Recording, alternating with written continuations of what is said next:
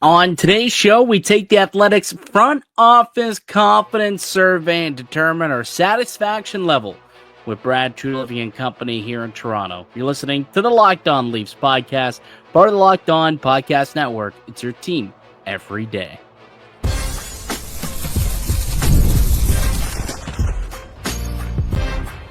You're Locked On Maple Leafs, your daily podcast on the Toronto Maple Leafs. Part of the Locked On Podcast Network. Your team every day.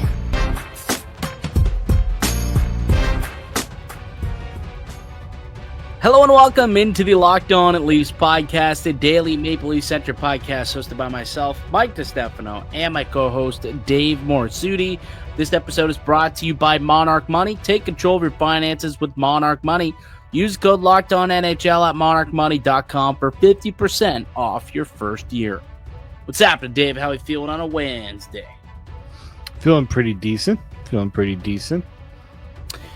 So let's just get right into it, because this always turns out to be a rather long episode whenever we do this, and this is probably the third or fourth year in a row that we've done this survey live on the podcast for everyone to know how we feel about the Maple Leafs front office.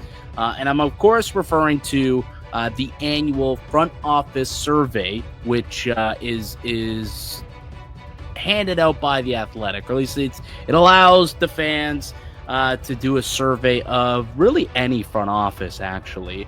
But we are going to focus on the Maple Leafs. Obviously, we are the Locked On Leafs podcast, and it's essentially going to go ahead and it's going to ask us our thoughts on, the free agent, or on the Maple Leafs front office, on their roster building capabilities, their cap management, how they are at trading, free agency, drafting, and developing. And essentially, we got to go through and come up with our ratings for each of those categories and explain our reasoning why. So we're going to do that on today's show. And before we get into today's or this year's results, before we do the survey, do you recall what the Maple Leafs were given last year? Where they ranked last year in the confidence rankings survey? They didn't get a good rating. It was pretty bad. Yeah. It was almost at the bottom. But it wasn't quite the dead last. Yeah, 30th. It ranks 30th among 32 NHL front offices. And again, these are fan-based surveys, and the fans ranked them 30th based on the grades that they were given by anyone who did the Athletic did this survey. So it's time for us to do it this year. I would imagine that there'll be far more positives than last season. I think the Maple Leafs should see a healthy rise from 30th when these findings get released, usually in about a week or so. Yeah, I'm hoping so, because in some ways I can understand the skepticism from some fans. I feel more confident. I feel pretty confident in where they should, in what Brad Treliving has done at the very least, and the drafting and developing of players, and the fact that they are managing the cap a lot better than they did in previous seasons. I personally feel better about the Maple Leafs. I would imagine that'll reflect in this survey as well.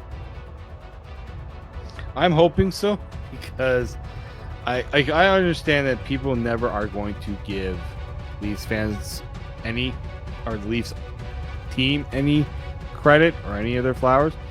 So I do appreciate that they don't just take what other fan bases are going to say, because I hate to say it, but they don't usually give the Leafs. Well, funny enough, I'm looking at it last year. The Leafs fan base was more critical on the team than the public was. Like last season, I'd taken a look. The fan base gave them 4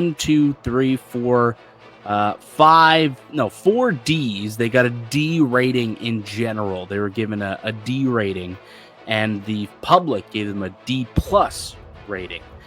just giving them a little bit better in every category, essentially, than what the fan base gave them. So the public seems to be a little bit more, or at least last year, liked what the Leafs were doing and what Brad Treliving was doing more than the fan base. But I can't help but think that was just salty. They were just salty over what had happened after the Game 7 loss to the Boston Bruins once again, leading to the firing of Sheldon Keefe. They got a new coach now.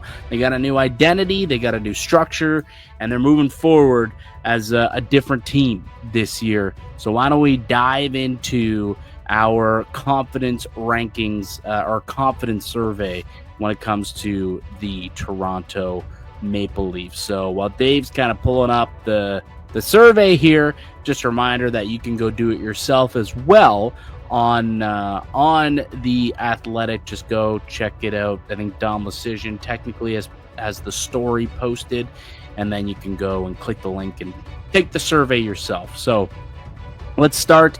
You get from 1 to 5. You get to give a rating here on all the categories. So 1 being not at all confident, 5 being very confident in the Maple Leafs front office in each of these categories. So again, the categories are roster building, cap management. Just continue to scroll so I can kind of see what all the categories are here, Dave. Trading, drafting and developing, free agency, vision with the vision team, and then there's a final overarching question about how your confidence in the team's front office has changed year to year. So we'll definitely go through all of these over the course of the episode. So we'll start with roster building. 1 to 5, Dave.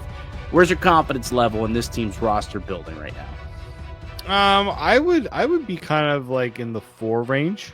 Okay. I feel like there aren't as many holes on this lab except for one. Kind of the Mitch Marner replacement. Don't think they really have, like, we can't say for sure who that's going to be, which is why I could be convinced to be in like the 3-4 range for this one. Like, I think they've done some good things. I think they've built out their depth better. I think the blue line's still pretty solid. The goaltending we know is in good shape, but the forward group, especially up top, just feels like not quite as solidified. Yeah, I'm going to give it a 4 as well. So I think we can lock in a 4 and we can both agree there. And for me, like, I like the identity of what they're building here. I think there's a far more clear identity of the type of team, the style of play that they want. And I think the players that they did get this offseason definitely reflect that. More of a Berube style game. But that was more so the guys who they added in the bottom 6. There's still a hole in the top 6, and you mentioned it, Mitch Marner. They brought in Matthias Michelli. They'll probably give Nick Robertson an opportunity in the top 6. Max Domi will be given an opportunity. Easton Cowan will be given an opportunity. And maybe there's a surprise of some kind that kind of gets a shot up in the top 6 throughout camp. But there's just, it's